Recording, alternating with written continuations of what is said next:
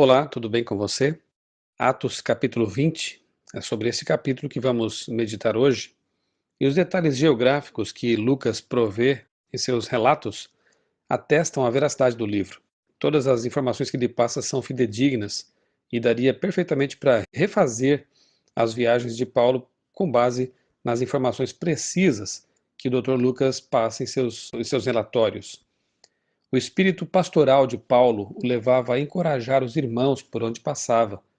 Que os nossos lábios sejam sempre assim também, nossas palavras sejam de encorajamento diante das pessoas, da igreja, e que jamais de nossa boca saiam palavras de desânimo, desencorajamento, palavras ofensivas.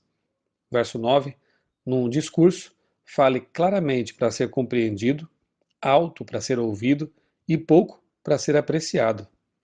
Paulo tinha tanta intimidade com Deus que tratou o milagre como algo normal. Que milagre? Aqui é uma situação assim bastante interessante, quase cômica. Paulo, que deveria partir no dia seguinte, aproveitou a oportunidade para pregar um tremendo e um longo sermão. Ele pregou até a meia-noite. Havia um jovem chamado Eutico sentado numa das janelas daquele local onde estavam, local iluminado com lâmpadas de azeite, e esse jovem sonolento cai da janela, morre na queda, e Paulo o ressuscita, dá um abraço e o ressuscita. O interessante é que ele trata o assunto como algo natural. Ele está bem, está vivo e volta a pregar, pregando até amanhã. Foi uma vigília, então, quase que de despedida do apóstolo Paulo.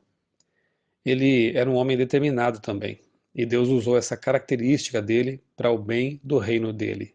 Verso 19: humildade e lágrimas devem caracterizar os que servem a Deus e à igreja. Verso 20: que nossas palavras e nossas pregações sejam sempre proveitosas. Não importa se judeu ou gentil, todos precisam se arrepender e crer em Jesus, é o que fica claro no verso 21. Nos versos 22, 23 e 24, o Espírito Santo compele, avisa, convence, influencia, sejamos sensíveis à voz dele. Paulo considerava sua missão mais importante que a própria vida, pois queria, acima de tudo, estar logo com Jesus. Verso 27, proclamemos toda a vontade de Deus. Cabe às pessoas decidir o que fazer com esse conhecimento. E no verso 28 vemos que a igreja é valiosa. Jesus a comprou com o seu sangue. Portanto, não temos o direito de atacar a igreja, de voltar as armas contra ela, embora, como diz a escritora Ellen White, haja erros na igreja e deva haver até o fim, Deus vai colocar tudo em ordem. E ela diz também que a igreja, embora débil e defeituosa, é a menina dos olhos de Deus, aqui na terra.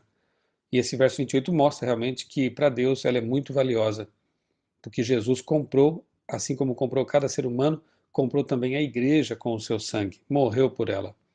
Verso 28, mensagem inspirada para os líderes da igreja. Cuidem de vocês mesmos e de todo o rebanho. Como pode cuidar de outras pessoas aquele que descuida de si mesmo? Ninguém dá o que não tem. Portanto, esse conselho vale, obviamente, para nós também, aqui no século XXI. Primeiro, cuidar da nossa vida espiritual, cuidar do nosso preparo para a volta de Jesus e depois cuidar do rebanho, oferecer aquilo que nós mesmos estamos buscando, mostrar às pessoas aquilo que nós vivemos. Verso 29, mais perigosos e danosos são os lobos que surgem dentro do rebanho. E verso 30, ai dos que torcem a verdade a fim de atrair discípulos.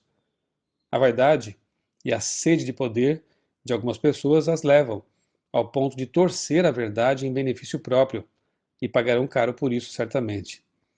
Verso 31, a vigilância por meio da comunhão com Deus e do estudo da palavra de Deus, estudo dedicado da palavra de Deus, são nossa salvaguarda contra os lobos devoradores. A igreja precisa de paulos modernos que a advirtam contra os enganos dos lobos devoradores. Verso 35, mais feliz é quem dá do que quem recebe. Uma das principais missões da igreja e dos cristãos consiste em ajudar os fracos. E verso 36, finalizando aqui nossas reflexões, Paulo era um homem de poder porque era um homem de oração. Ele era amado pela igreja porque a amava de verdade. Que mais uma vez o exemplo de Paulo determinado, o exemplo de um pregador, de alguém que vivia o evangelho, por isso tinha coragem e podia dizer sejam meus imitadores como eu sou de Cristo, seja para nós também uma motivação para sermos líderes que buscam poder em Deus a fim de edificar a igreja e as pessoas com quem nós convivemos. Eu sou o pastor Michelson Borges, desejo a você um dia muito abençoado na companhia de Deus e do Jesus a quem Paulo seguia.